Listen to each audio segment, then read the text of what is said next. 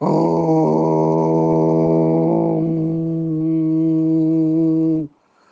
पूर्णमदः पूर्णमिदं पूर्णात् पूर्णमुदच्यते पूर्णस्य पूर्णमादाय पूर्णमेवावशिष्यते। ओम शांति शांति शांति। वह सच्चिदानंद घन पर ब्रह्म पुरुषोत्तम सब प्रकार से सदा सर्वदा परिपूर्ण है। यह जगत भी उस पर ब्रह्म से पूर्ण ही है, क्योंकि यह पूर्ण उस पूर्ण पुरुषोत्तम से ही उत्पन्न हुआ है। इस प्रकार परब्रह्म की पूर्णता से जगत पूर्ण होने पर भी परब्रह्म परिपूर्ण है।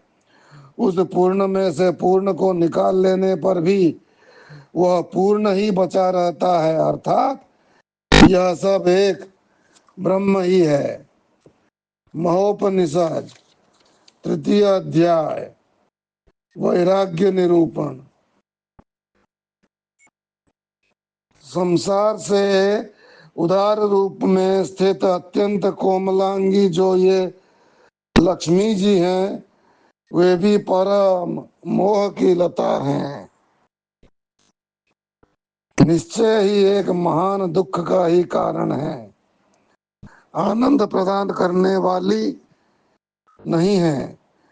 यंत्र के समान चंचल अंग रूपी पिंजरे में मांस पुतली के समान स्नायु तथा अस्थि की ग्रंथियों से निर्मित स्त्री के शरीर में कौन सी वस्तु है जिसे सुंदर कहा जाए।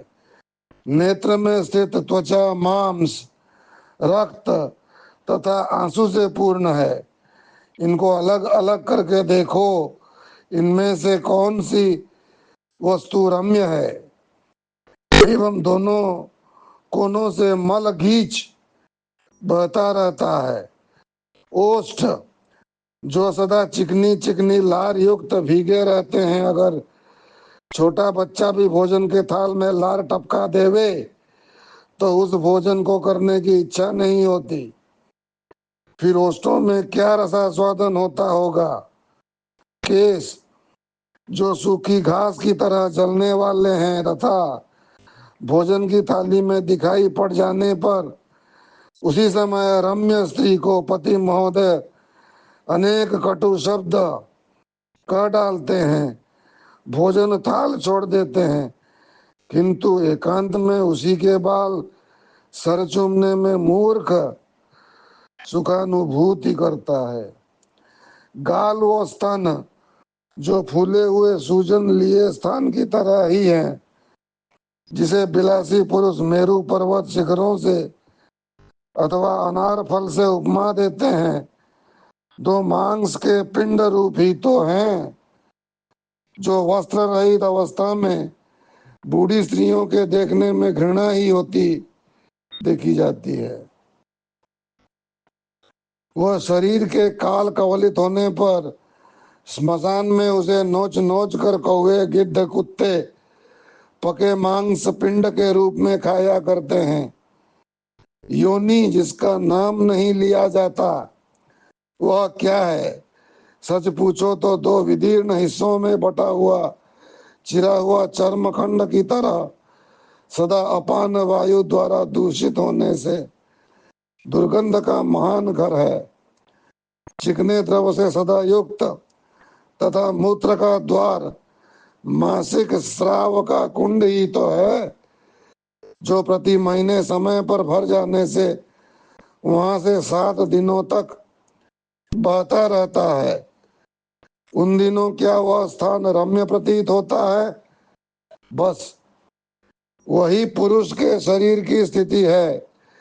केवल स्तन नहीं होता एवं योनि की जगह उपस्थ होता है, जो एक वृक्ष पर लटकते हुए बैंगन रूप ही तो है, या पशु के गले की घंटी रूप ही तो है।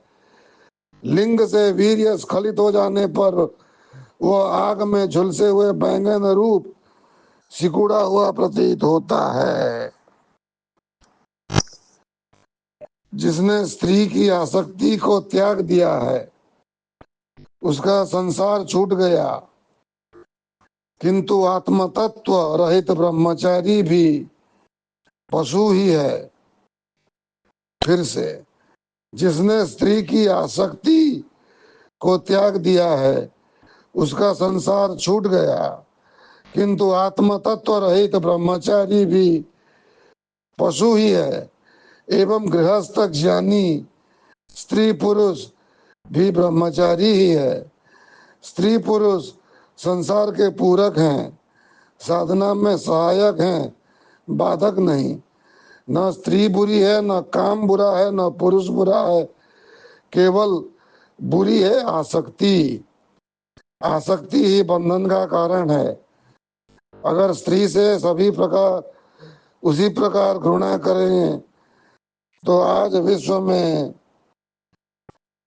जो तुलसी, सूर, वाल्मीकि, नारद, प्रहलाद, राम, कृष्ण, मीरा, सबरी, रामकृष्ण, दयानंद, विवेकानंद आदि महान विभूतियां कहाँ आकाश से टपक पड़ते। अगर स्त्री से सभी उस प्रकार घृणा करते तो आज विश्व में जो तुलसीदास, सूरदास, वाल्मीकि, नारद, प्रहलाद, राम, कृष्ण, मीरा, सबरी, रामकृष्ण परमहंस, दयानंद, विवेकानंद आदि महान विभूतियां कहाँ आकाश से टपक पड़ते। आज धर्म जो दिखाई पड़ता है वह इन स्त्री रत्नों की ही देन है। यदि निष्पक्षता से विचार करें तो स्त्री निंदनीय है अथवा वंदनीय है।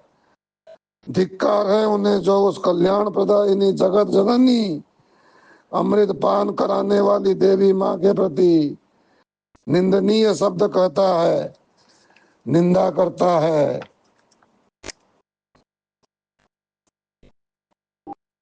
जिसके गर्भ में रह दूध पीकर बड़ा हुआ उसी माँ की निंदा करता है, लेख लिखता है, छपवाता है, यह नमक हरामी नहीं है तो और क्या है। तो ये प्रवचन लंबा हो जाएगा, तो आगे भाग 3 में ये प्रवचन को आगे बढ़ाएंगे। अब यहाँ इस पॉडकास्ट को समाप्त करते हैं। हरिओम तत्सत, हरिओम तत्सत, हरिओम तत्सत। ओम शांति शांति शांति।